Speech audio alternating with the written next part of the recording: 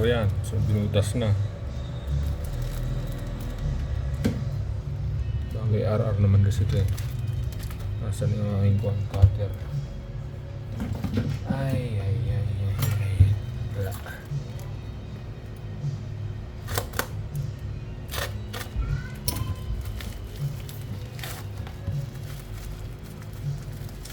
Posibleng hindi gagana to. Dahil tinetest ko to bago ko ipadala. Siyempre, hindi ito yung akin ha. Hindi ko board to.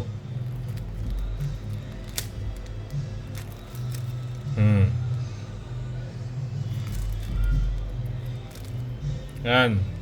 May warranty sticker yung board ko. So, pinadala niya pabalik, yung pinagpaltan niya na naman, the usual. Yan, laging diskarte. Yung sticker, yung plastic, akin. Pero yung board, hindi akin yan. May warranty sticker ang pinadala ko. So, pinagpaltan to. Hindi ito yung pinadala ko. Iba yung binalik.